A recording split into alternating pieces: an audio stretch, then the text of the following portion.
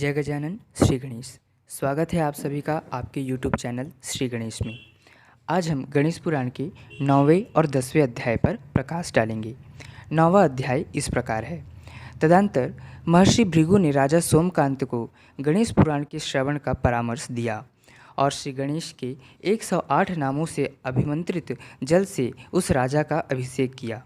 अभिषेक करने मात्र से राजा के नाक के छिद्र से एक काले वर्ण का पुरुष उत्पन्न हुआ जो अत्यंत विकराल था।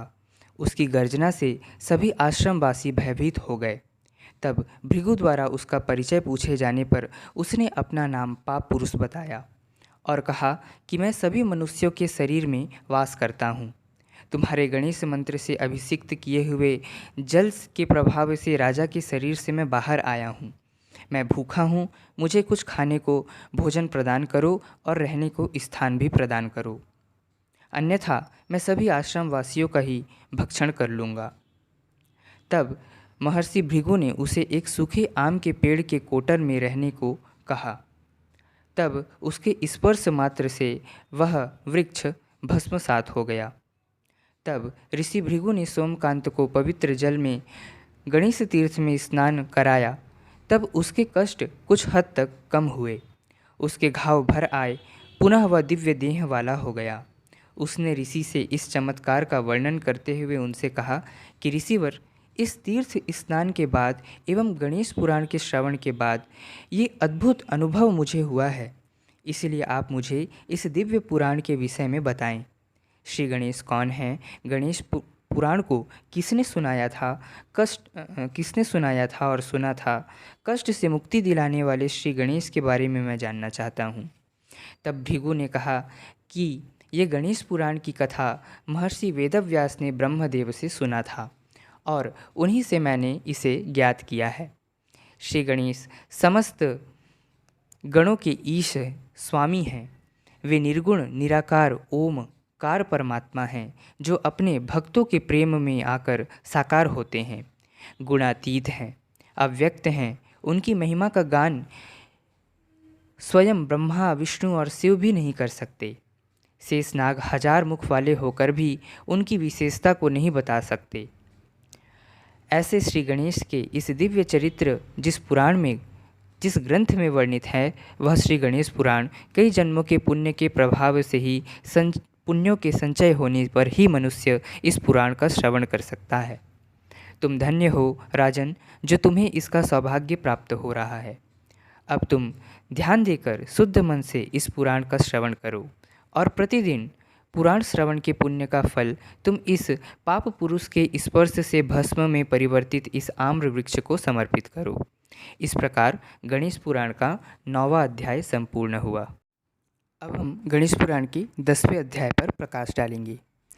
10वां अध्याय इस प्रकार है। भृगु बोले, नारायण के अंश से उत्पन्न पराशर ऋषि के पुत्र महामुनि वेदव्यास भूत भविष्य के ज्ञाता और वेद शास्त्रों का अर्थ के तत्व ज्ञाता थे।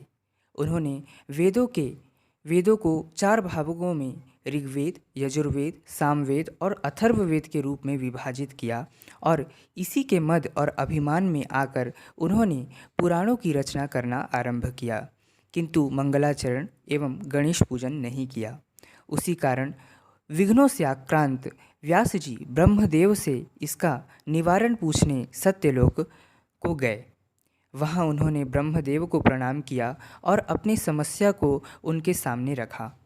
व्यास जी ने कहा कि प्रभु, मैंने कलयुग को आया हुआ जान और कलयुग के लोगों की प्रवृत्ति की मूढ़ता को जानकर, उनकी वेद निंदकता को जानकर, नास्तिकता को जानकर और उनके भ्रष्ट आचार होने वाले व्यवहारों को जानकर वेदों की सरल और सुलभ रूप में पुराणों का स्वरूप देकर, कथाओं का रूप देकर पुराणों की रचना करना आरंभ किया था, जिससे मनुष्य जाति का उद्धार हो सके। किंतु मेरी बुद्धि भ्रांत हो गई है, मैं सारे ज्ञान भूल चुका हूँ। सूत जी कहते हैं कि तब ब्रह्मदेव ने व्यास जी को इस विषय पर सम्यक रूप से विचार करने को कहा और कहा कि व्यास, तुमने ज्ञान के गर्भ में आकर पुराण रचना के पूर्व प्रथम पूज्य विघ्नहर्ता श्री गणेश जी का स्मरण स्तवन नहीं किया। जो परमात्मा सतगुण, रजोगुण, तमोगुण से परे, असंभव को संभव करने में समर्थ, उनकी स्तुति तुमने नहीं की, उसी का यह परिणाम है। तब व्यास जी ने ब्रह्मदेव से श्री गणेश कौन हैं, उनके अवतार कब हुए हैं, वे किस प्रकार की लीला करते हैं एवं अन्य गणेश तत्व के विषयक प्रश्न पूछना आरंभ किया। इस प्रकार गणेश पुराण का 10वां अध्याय भी संपूर्ण हुआ। ये 9वां और 10वां अध्याय हम श्री भगवान को समर्पित करते हैं। आगे आने वाली वीडियो में हम आगे के अध्यायों पर चर्चा करेंगे। तब तक के लिए जय गजानन, श्री गणेश।